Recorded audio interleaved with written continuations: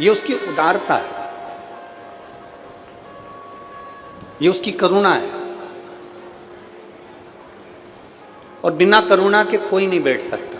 किसी की सामर्थ्यता नहीं है कि कोई पंडाल में जाकर बैठे या टीवी के सामने बैठे और कथा को सुने। कल एक पत्र था, समय थोड़ा सा कम था इसलिए हम उस पत्र का जवाब नहीं दे पाए। उस पत्र में एक बहन ने लिखा कि भगवान से हमारा संबंध क्या होना चाहिए।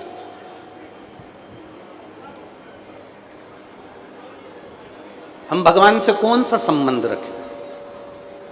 तो हमने कई बार शिव महापुराण की कथा में कहा कि भोले बाबा को आप अपना बाप मान लो, आपका पिता मान लो, और शंकर जी के जब जब मंदिर जाओ तो ये सोचकर जाना कि मैं अपने मायके में जाकर अपने पिता से मिलकर आ रही हूँ, अपने पिता से। और मान लो हम भगवान से संबंध कैसा रखें, और इतना भी आप संबंध नहीं बना सकते तो एक संबंध जैसे राम जी और शबरी का संबंध था, ऐसा संबंध आप और हमारा भगवान का और आपका होना चाहिए।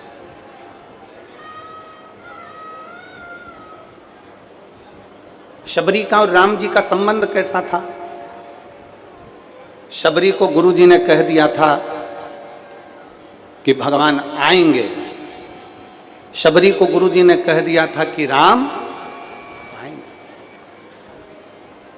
शबरी को गुरुजी ने कह दिया था कि भगवान का दर्शन तुझे यहां होगा। तो शबरी रात दिन भगवान की इंतजार करती थी। गुरु मातंग बाबा ने ये नहीं कहा था शबरी को कि राम परसों आएंगे, कि कल आएंगे, कि नरसों आएंगे, कि 3 तारीख को आएंगे, कि 4 तारीख को आएंगे, कि 8 तारीख को आएंगे, कि 9 तारीख को आएंगे, कि 10 तारीख को आएंगे। ये नहीं बोला था। बस मातंग ऋषि ने शबरी अम्बा से कह दिया था कि राम, जम के बोलो जरा, पर यह नहीं बताया कि कितनी तारीख को आएंगे, कब आएंगे, कैसे आएंगे, किस जगह पर आएंगे। शबरी को मातंग बाबा ने कह दिया था कि राम आएंगे। वो बस उसका इंतजार करती रही कि राम आएंगे, राम आएंगे, राम आएंगे। इंतजार में लगी रही, इंतजार में लगी रही। रोज रंगोली डाल देती, बुआरी काट देती, झाड़ू लगा देती, सफाई कर देती और इंतजार करा करती, बहुत इंतजार करती। उसका इंतजार किया, आएगा। राम जी और शबरी का जो संबंध है, ऐसा संबंध हमारा होना चाहिए। तुमने सुन लिया कथा में कि 1 लोटा जल चढ़ाने से तकलीफ मिटेगी। अगर गुरु के वचन पर शबरी ने विश्वास करा, मातंग ऋषि के वचन पर, तो राम जी के वचन अर्थात गुरु के वचन पर जब भरोसा करा, गुरु के वचन पर जब विश्वास करा, तो राम जी को शबरी के दरवाजे पर आना पड़ा। आपका विश्वास जिस दिन दृढ़ हो जाएगा, आपका भरोसा जिस दिन पक्का हो जाएगा, और आपने सोच लिया कि मैंने गुरुजी के मुख से सुना है, एक बेलपत्री खाने से रोग निवारण होता है, एक बेलपत्र खाने से कैंसर जैसा रोग भी समाप्त हो जाता है, एक बेलपत्र खाने से किडनी लीवर तक काम करना प्रारंभ कर देती है, 1 लोटा जल भगवान देवदेव महादेव को चढ़ाकर आचमन करने से सारे रोग मिट जाते हैं। जब तुमने पक्का भरोसा कर लिया कि सफेद आंकड़े की जड़ कमर में बांधूंगी, मेरी संतान होगी, पशुपति व्रत करूंगी, मेरा काम हो जाएगा, मैं बाबा को बेलपत्री के पेड़ के नीचे ब्राह्मण के जोड़े को भोजन कराऊंगी, मेरी गोद भरा जाएगी। ये सब कुछ आपने एक विश्वास के साथ, एक भरोसे के साथ पक्का मान लिया, विश्वास पक्का कर लिया, तो मेरे ओंकारेश्वर बाबा को भी तुम्हारे वचन को पक्का करने के लिए आकर तुम्हारी गोदी भरना है। ये उसकी कृपा से मिला, ये उसकी दया से मिला, ये उसकी करुणा से मिला। संबंध रखना है ना आपको, तो वो संबंध रखो जो शबरी और राम का रहा है। संबंध रखना है आपको, तो वो संबंध रखो जो एक बेटी, एक बेटा और एक बाप का होता है। एक संबंध रखो। बिना संबंध के कुछ नहीं, कुछ नहीं।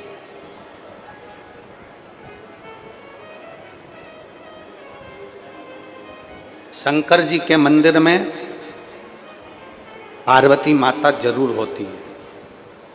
बोलो सही है कि गलत है? शिव जी के मंदिर में गणेश जी की मूर्ति रखी कि नहीं रखी वो कोई नहीं देखेगा। शिव जी के मंदिर में सदानंद कार्तिकेय की मूर्ति रखी कि नहीं रखी वो कोई नहीं देखेगा। पर शिव जी के मंदिर में नंदी है कि नहीं वो कोई नहीं देखेगा। पर शिव जी के मंदिर में माता पार्वती है कि नहीं वो जरूर देखेगा, जरूर।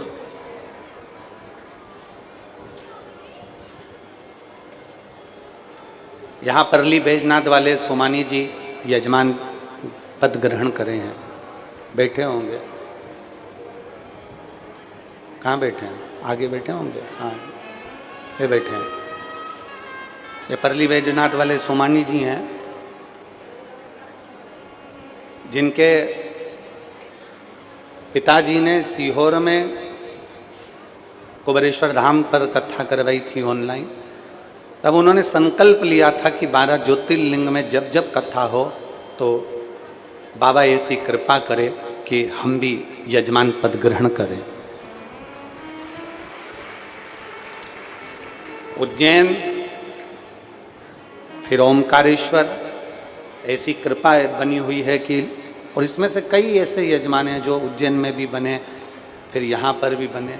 नियम ले लिया कि बाबा तू देते रहना, और तू देते रहेगा तो मैं तेरी कृपा से 12 ज्योतिर्लिंग में से किसी एक ज्योतिर्लिंग में तो ऐसी कृपा कर देगा कि मैं भी यजमान पद ग्रहण कर लूंगा। ये तेरी कृपा।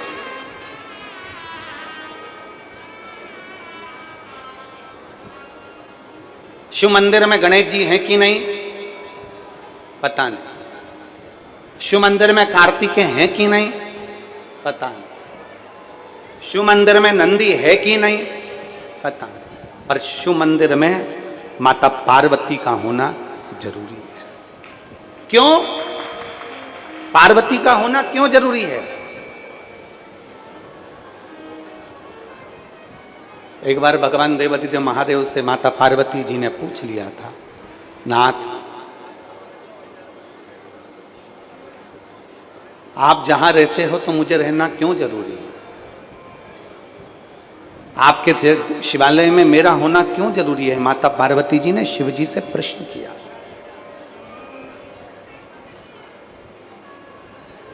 भगवान देवादिदेव महादेव ने कहा था, सुनो पार्वती, संसार में जन्म लेने वाले ऐसे कई बच्चे हैं जिनकी माता नहीं है।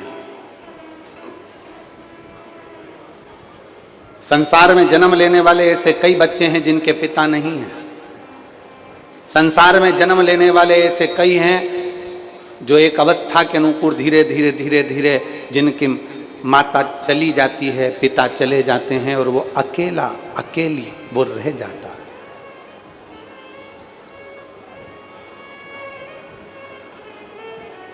दुनिया के लोगों को लगे कि उनकी माता नहीं है, पर पार्वती जिस मंदिर में, जिस शिवालय में लोग मुझे प्रणाम करने आएंगे ना, तेरा दर्शन अगर उसको उस शिवालय में हो जाएगा तो माता की कमी उसकी जिंदगी में कभी नहीं रहेगी।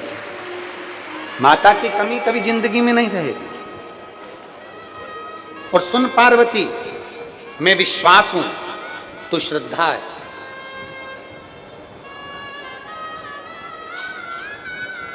सुन पार्वती, मैं विश्वास हूं, तू श्रद्धा है। मेरे धाम तक अगर किसी भक्त को पहुंचना है, मेरे करीब अगर किसी को पहुंचना है, तो ये 2 चीजें उसके पास में होना जरूरी है। एक शंकर पर विश्वास और एक गुरु की वाणी पर श्रद्धा होना जरूरी है। वो पहुंच जाए, वो मेरे करीब तक पहुंच जाए। अब जरा विचार करिए, जरा देखिए, अगर आप पंडाल की दशा देखेंगे, हम तो एलईडी पर भी बोलेंगे, आस्था चैनल वालों को बोलेंगे, टीवी पर दिखाइएगा, पंडाल की स्थिति देखेंगे तो पूरे पंडालों में कहीं पांव रखने की जगह नहीं है। धूप में लोग खड़े हुए हैं, लोगों ने अपनी अपनी चादर, अपना अपना छाता धूप में लगाकर बैठे हुए हैं। और यही की यही स्थिति पूरे रोड पर ओमकारेश्वर मोड़ टक्का के रोड पर गाड़ी से जाकर देखना, पूरे रोड पर पेड़ों के नीचे लोग अपनी अपनी दरी बिछाकर, चादर बिछाकर आराम से बैठकर कथा का रसपान ग्रहण कर रहे हैं। इतना ये विश्वास, ये श्रद्धा, ये भरोसा, ये भक्ति, ये दृढ़ता ही तो है जिसके बल पर आपको परमात्मा का दर्शन होता है और परमात्मा को अपना भक्त प्राप्त होता है। ये विश्वास की दृढ़ता, ये भरोसे की दृढ़ता। अगर विश्वास नहीं हो तो परमात्मा कहां है?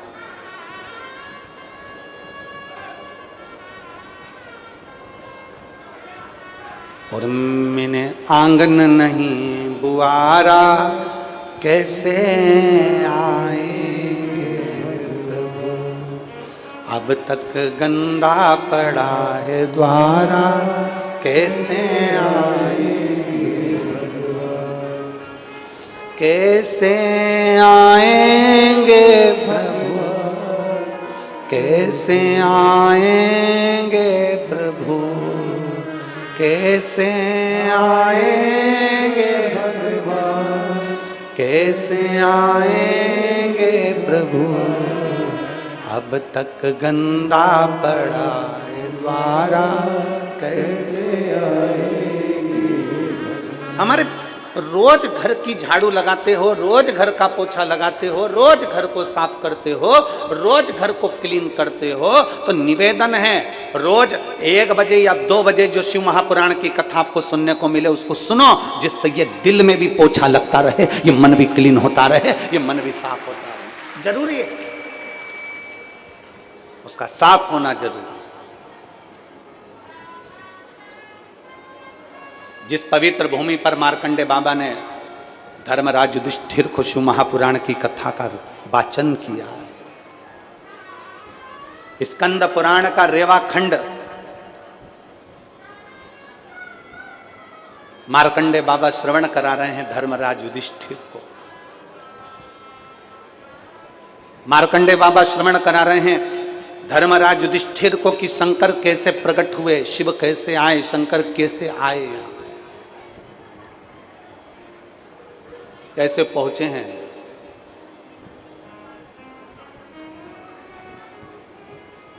महाराज, जिस भूमि पर संत, साधु, गुरुजन, तपस्वी जन तप करते हो, तपस्वी तप करते, उस भूमि पर ओमकारेश्वर बाबा का प्रागट्य होना। और बहुत ध्यान देना,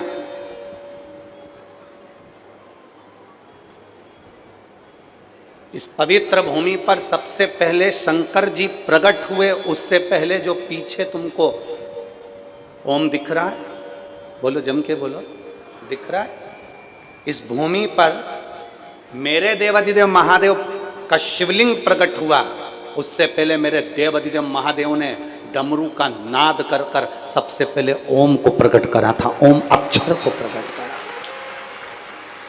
किसके लिए? ऐसी क्या जरूरत पड़ गई मेरे देवाधिदेव महादेव को कि 12 ज्योतिर्लिंग में कहीं पर शंकर भगवान वाणी नहीं बोले, 12 ज्योतिर्लिंग में कहीं शंकर भगवान ने अपने शब्द नहीं दिए, 12 ज्योतिर्लिंग में कहीं शंकर भगवान ने अपने शब्द का घोष नहीं करा, 12 ज्योतिर्लिंग में शंकर भगवान ने कहीं ओम अक्षर नहीं दिया, 12 ज्योतिर्लिंग में कहीं शंकर भगवान ने ओम का नाद नहीं करा। केवल 12 ज्योतिर्लिंग में से एक ज्योतिर्लिंग ओमकारेश्वर ऐसा है जहां शंकर भगवान ने ओम का नाद किया।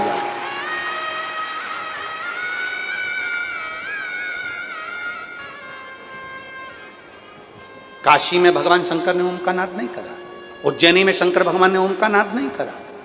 12 ज्योतिर्लिंग के चरित्र को उठाकर देखिए, 12 ज्योतिर्लिंग के पूरे पूरे चरित्र का स्मरण करिए, 12 ज्योतिर्लिंग के पूरे पूरे वेद और पुराण का शास्त्र का अध्ययन करिए, कहीं पर भगवान शंकर ने ओम का नाद नहीं करा। केवल एक मां रेवा का तट, ये पवित्र भूमि ओमकारेश्वर की, जिसमें सबसे पहले शंकर भगवान ने ओम का नाद किया है। सबसे पहला ओम का नाद शिव जी ने किया। किसके लिए?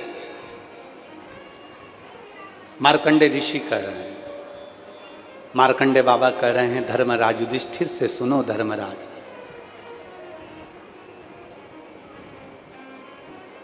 60,000 राक्षस, असुर, दानव एक साथ एकत्रित हुए और उनका नाम कालके हुआ। कितने असुर, कितने राक्षस? 60,000 असुर, 60,000 दानव, 60,000 राक्षस, 60,000 असुर एक साथ एकत्रित हो गए तो उनका नाम कालके असुर हुआ, कालके दानव हुआ।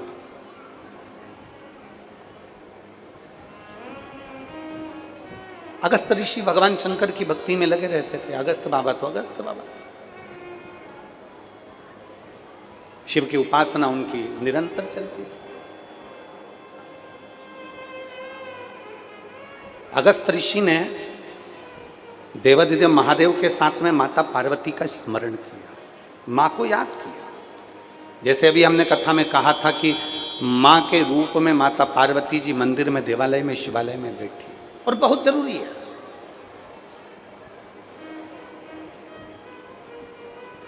घर में मां का होना और हाथ में माला का होना। जिसके घर में मां है और हाथ में माला है, उसका नाश दुनिया में कोई नहीं कर सकता। जो अपनी मां का आदर करता है और हाथ में पड़ी हुई माला का आदर करता है, जो मां का आदर करता है और गले में पड़ी हुई कंठी, गली में पड़ी हुई माला का आदर करता है।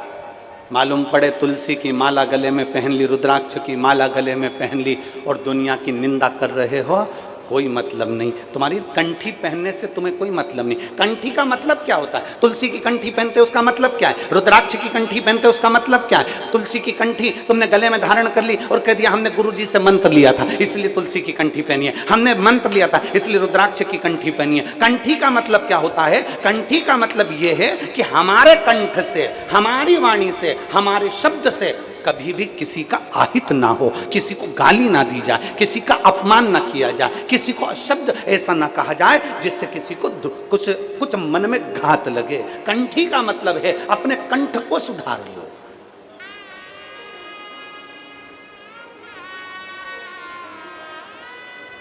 अपने कंठ को सुधारना मतलब कंठी का। मंगलसूत्र का क्या मतलब है? चलो री मेरी जीजियों निमाड़ वाली, बोलो तो जरा जल्दी से। मंगलसूत्र का क्या मतलब है? गले में जो मंगलसूत्र पहना रहता है उसमें काले मोती, लाल मोती और बीच बीच में सोने के मोती पड़े रहते हैं। मंगलसूत्र का मतलब है कि तेरे गले में ये जो मंगलसूत्र पड़ा हुआ है, मतलब तू अकेली नहीं है, तेरे साथ पीछे से कोई तुम्हें बल देने वाला, कोई तुम्हें ताकत देने वाला, पीछे से तेरे साथ कोई ना कोई कदम मिलाकर चलने वाला तेरे साथ चल रहा है। ये मंगलसूत्र। और मंगलसूत्र में जो काले धागे हैं, सोने के दाने हैं, काले दाने, सोने के दाने, फिर काले दाने, फिर सोने के दाने, लाल दाने, फिर सोने के दाने, ये हमें बताते हैं कि हमारे मंगलसूत्र को देखकर अगर एक जैसे काले काले के दाने मंगलसूत्र में नहीं होते, एक जैसे सोने सोने के दाने मंगलसूत्र में नहीं होते, उसमें काला और पीला, काला पीला, लाल पीला उस मंगलसूत्र में दाने होते हैं। वो ये बताता है शादी के समय पर जब दूल्हा दुल्हन के गले में मंगलसूत्र पहनाता है तो मतलब मंगलसूत्र का मतलब वो दूल्हा दुल्हन के गले में इसलिए पहना रहा है कि तुम मुझसे शादी कर रही है। इस मंगलसूत्र को देख लेना, इसमें आधे दाने काले हैं, आधे दाने पीले हैं। अर्थात जिंदगी एक जैसी नहीं चलती, कभी काली जिंदगी रहेगी, कभी पीली जिंदगी रहेगी, कभी सुख की जिंदगी रहेगी, कभी दुख की जिंदगी रहेगी। मैंने तेरे गले में मंगलसूत्र पहनाया है, मैंने तेरे गले में मंगलसूत्र धारण कराया है, इसलिए तू ये अंदाजा लगा कर रखना कि मंगलसूत्र का एक एक दाना एक जैसा नहीं होता। मंगलसूत्र में भी काले और पीले दाने होते हैं, सोने के और काले दाने होते हैं, लाल और काले दाने होते हैं। उसी तरह अपनी जिंदगी में भी अच्छे दिन और बुरे दिन आते रहते हैं, घबराना नहीं। मंगलसूत्र में आखिरी में एक नीचे कटोरी आ जाती है। बोलो बोलो, जम के बोलो जरा, जी हो, सही है गलत है? पर एक निवेदन आप सबसे करेंगे, हम पहले भी व्यासपीठ से करते हैं, आज भी कर रहे हैं। सोने की कोई चेन कोई मंगलसूत्र, कोई अंगूठी, कोई महंगा पर्स, कोई पैसा लेकर आप कथा के पंडाल में बिल्कुल मत आओ। आप तो मेरे बाबा के होकर आओ, मेरे शंकर को लेकर जाना है। इसलिए जब हीरा रूपी डायमंड, जब शिव पुराण रूपी मिल रहा है, तो तुम्हारी कीमती सामान को अपने अपने घर में छोड़कर आया करो। मत बिल्कुल मत आओ, लेकर उसको लेकर नहीं आओ। मंगलसूत्र में काला पीला, सोने का फिर काला, और आखिरी में आ जाती है एक छोटी सी, जम के बोलो, कटोरी, कोई छोटा सा पेंडिल। अर्थात पति अपनी पत्नी के गले में मंगलसूत्र पहनाते समय कहता है ये सुख और दुख की जिंदगी चलती रहेगी, पर हिम्मत मत हारना, आखिरी में मंगलसूत्र में कटोरी आती है। उसी तरह एक दिन अच्छे दिन बाबा जरूर देता है, निश्चित है। बोल बम का नारा है, सारी समस्या का हल आएगा। दिन अच्छे भी आएंगे, बुरे भी आएंगे। तो भगवान शंकर की कथा कर रही है, घर में माँ का सम्मान मत भूलो, अर्थात माँ का आदर करो और हाथ में पड़ी हुई माला का आदर करो। गले में पड़ी हुई कंठी से अपने कंठ की शोभा बढ़ाओ। केवल कंठी पहन कर नहीं रहना, बल्कि अपने कंठ से कभी अपशब्द नहीं कहना, कभी अपशब्द।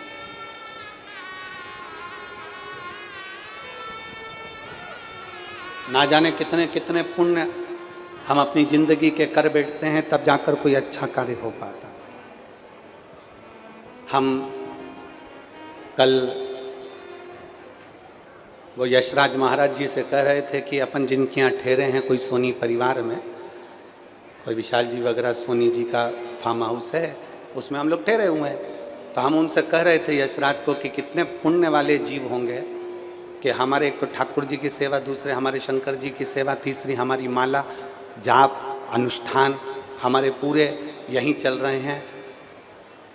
इस मकान का वास्तु हुआ कि नहीं हुआ, इस मकान में कोई ठहरा कि नहीं ठहरा मालूम नहीं, पर ना जाने कौन से पुण्य उस सोनी परिवार ने करे होंगे कि देवाधिदेव महादेव कुबेर भंडारी उसमें आकर अपना अनुष्ठान जाप और पूजन कर रहा है। ये कितना कहाँ से पुण्य लेकर आए होंगे, सोचो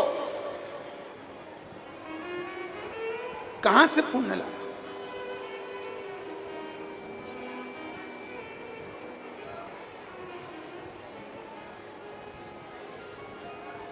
और पतंग उड़े आकाश माने, डोर थारा हाथ मां। पतंग उड़े आकाश माने, डोर थारा हाथ मां। ओ बाबा मारी पतंग ऊंची राख जे, भोले बाबा मारी पतंग ऊंची राख जे। शंभु बाबा थारा चरण कमल माराख जे, भोले बाबा थारा चरण कमल में। अपनी कंठ में जो कंठी पड़ी है उसकी शोभा है। मां और माला दोनों की इज्जत करना चालू कर। घर में मां का होना जरूरी है और हाथ में, जम के बोलो जरा, माला का होना जरूरी है। घर में मां रहती है तो तुम्हारा बाल मां का नहीं होने देती है, और हाथ में माला होती है तो वो डूबने नहीं दे सकती, वो डूबने नहीं देगी। पर आजकल एक नया जमाना आ गया, माला की जगह लोग बागू कहाँ से कौन सा बटन वाला सिस्टम लिया है। एक इतनी बड़ी घड़ी जैसा होता है, वो हाथ में लगा रहता है ना, यूं दबाते रहे। देखी कि नहीं देखी तुम लोगों ने? अरे बोलो तो सही, देखिए इतनी बड़ी रहती है ना, उंगली में को पहन लो, नहीं बस ऐसे ऐसे दबाता फिर। हमने पूछा एक दो जीजियों से, हमने एक दो जीजियों से पूछा, क्यों री ए इंदौर वाली जीजी, ए कमला, कही हाँ गुरु जी। तो हमने कही है तो क्या कहने गुरु जी वो माला है। हमने कहा माला तो दिख ही नहीं रही है 108 मन का कि कहीं दिखी ही नहीं। अरे गुरु जी आजकल का फैशन यही है तो हम तो यूं दवाई ले उससे।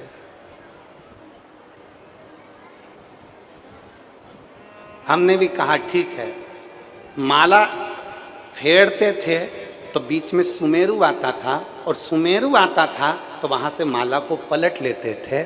तो भगवान भी एक माला जैसी पलटाती थी, भगवान हमारी ग्रह दशा को पलट देता था। भगवान भी हमारी ग्रह दशा को पलट देता था। अब तुम्हारे पास में दबाने के लिए यूं यूं दबाओ तो भगवान भी तुम्हारा गला दमिच ले। अब उससे कौन सा तुम्हें पुण्य मिल रहा है?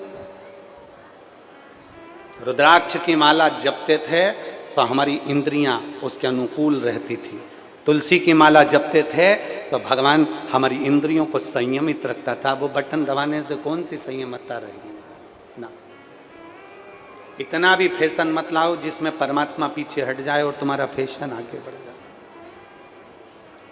हर हर इतना भी फैशन नहीं चाहिए, बन सके।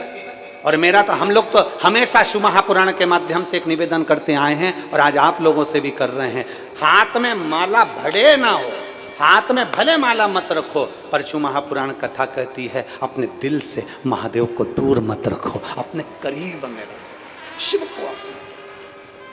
और शिव को करीब रखने का फल एक पत्र आया, देखो।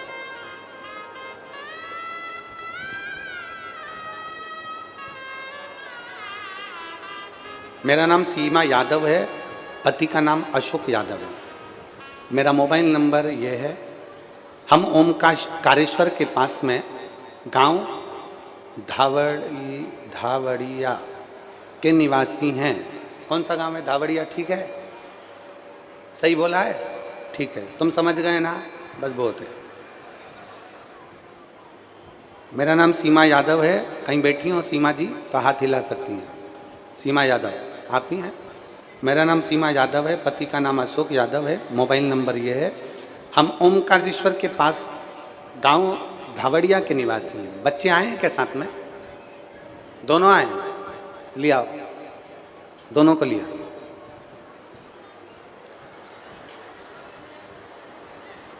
लिया लिया। धावड़िया के निवासी हैं। मेरी शादी को 17 साल हो गए थे गुरुदेव, और शादी के 17 साल पूरे हो चुके थे पर कोई संतान नहीं थी। हमने डॉक्टरों से बहुत इलाज कराया, 5 बार तो IVF कराया। अब आप लोग पत्र पढ़ रहे होंगे एलईडी पर, तो आप लोग आस्था चैनल पर भी पत्र पढ़ रहे होंगे तो उसमें पढ़ रहे होंगे। हमने डॉक्टरों से बहुत इलाज कराया, 5 बार IVF, 3 बार टेस्ट बेबी होने पर भी फायदा नहीं हुआ। तब हमने बेलपत्री के नीचे खीर वाला प्रयोग किया, फिर भी गोद नहीं भरी। मेरी ननंद के बताने पर हमने पशुपतिनाथ का व्रत और आंकड़े की जड़ का प्रयोग किया, और मेरा 5वां सोमवार था कि डॉक्टरों से इलाज के लिए हम बताने के लिए गए और मालूम पड़ा कि मेरा गर्भ ठहर गया। ये शिव भक्ति है। 5 बार IVF करा लिया, 3 बार टेस्ट बेबी करवा लिया। 17 साल में ऐसा कोई जगह नहीं थी जहां पर जाकर हमने विनती ना करी हो। 17 साल में जगह जगह से गोद भरवाई, फिर भी संतान का सुख नहीं हुआ। अब लोग इंतजार करते हैं 1 साल, 2 साल, 3 साल, 4 साल, 5 साल, 6 साल, 7 साल, 8 साल, 9 साल, 10 साल। इससे ज्यादा कौन इंतजार करेगा कि अब औलाद होगी? किसको मालूम? कौन सोचेगा कि औलाद का सुख होगा? किसको मालूम? और कौन विचार करेगा? 5-7 साल तक लोग इंतजार करते हैं, उसके बाद विचार करने लगते हैं कि अब संतान का सुख नहीं। अब तो डॉक्टरों को दिखाना पड़ेगा। डॉक्टरों को भी दिखाया, IVF भी करवाया, टेस्ट भी करवाया, और 1 बार नहीं 3 बार करवाया। आखिरी में हार कर बैठ गए गुरुजी। तब मेरी ननंद के कहने पर पशुपतिनाथ का व्रत किया, और पशुपतिनाथ का व्रत करा। सफेद आंकड़े की जड़ को लाकर हम पति पत्नी ने शिव जी के मंदिर में जाकर शंकर जी के ऊपर से घुमाकर तुमरुकेश्वर महादेव के नाम से कमर में बांध ली। और बाबा की कृपा ऐसी हुई गुरुदेव कि 12 अप्रैल 2022 को हमारे घर में 2 पुत्रों ने जन्म लिया। हम बाबा को धन्यवाद देने के लिए। देवता देते हैं पल्ला झाड़ कर, और मेरा कुबेर भंडारी देता है छप्पर। ये उसकी कृपा। अब ये तो पत्र है 17 साल का। अब एक पत्र आया है, देखिए।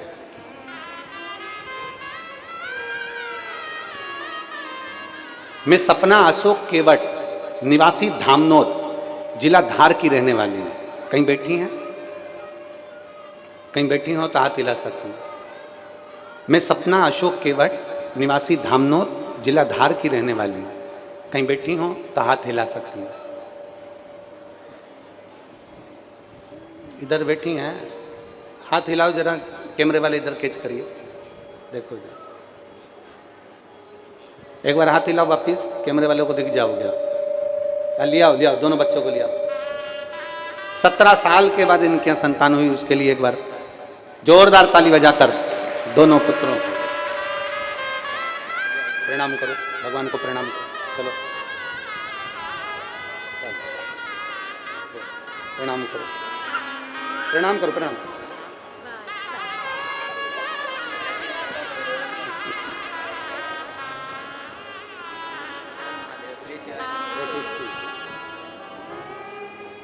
किसकी है?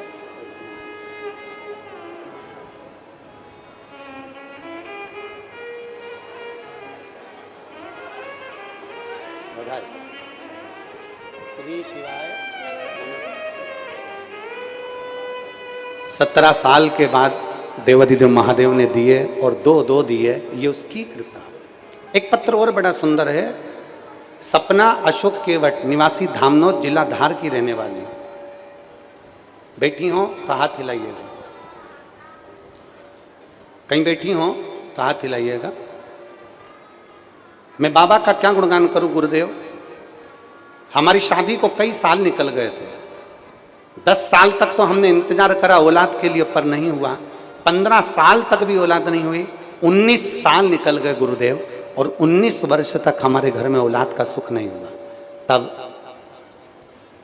गुरुदेव, एक बार मेरी मम्मी ने आपके बारे में बताया और आपकी कथा सुनना प्रारंभ करी।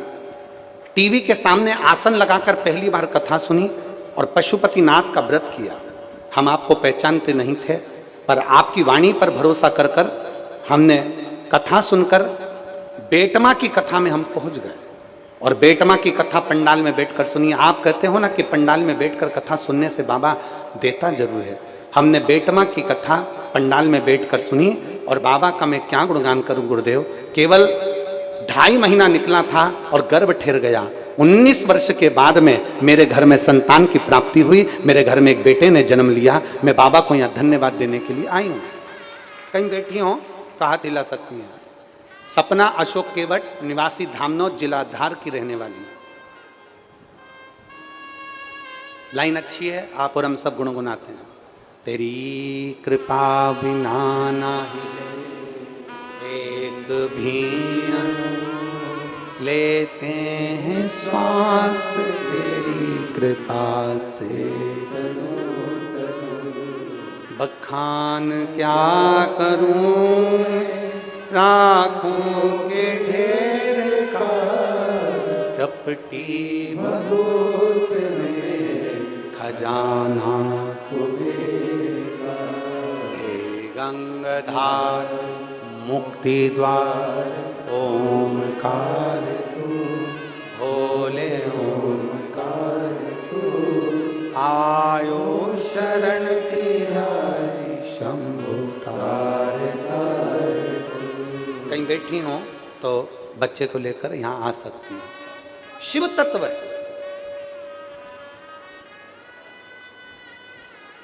हमारे भरोसे को, हमारे विश्वास को हम जितना दृढ़ करेंगे, जितना दृढ़ करेंगे, हम जितना अपना भरोसा पक्का करेंगे, मेरा महादेव सुनेगा जरूर। फिर कहेंगे कोई लेट बनता है, कोई जल्दी बनता है, शिव को जल चढ़ाने वाला एक दिन सेठ है। थोड़ा समय लग सकता है, थोड़ा समय लग सकता है।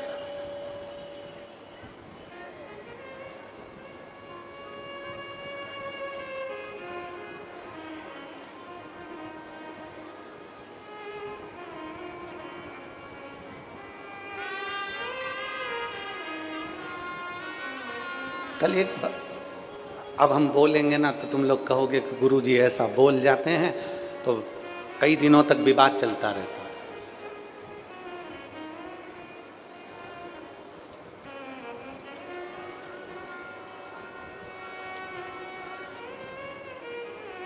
मन तो करता है कि नहीं बोलें, पर जवाब तो देना ही पड़ता है ना। कल एक पत्र कक्ष में किसी ने भेजा, आप चाहोगे तो हम वो कक्ष का पत्र तुमको दिखा भी दें। उन्होंने लिखा,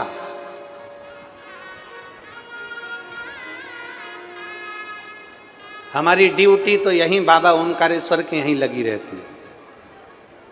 आप कल कथा में इतना इतना वर्णन कर रहे थे कि शंकर को जल चढ़ाने से ये होता है, शिव जी सुनते हैं, बाबा ऐसा करते हैं, बाबा झोली भरते हैं। हमारी ड्यूटी तो यहीं ओमकारेश्वर में है, और मैं कई साल से यहाँ पर ड्यूटी दे रहा हूँ। उसके बाद मेरे बाबा क्यों नहीं सुन रहे? अब हम बोलेंगे ना तो लोगों को काली मिर्ची लग जाएगी।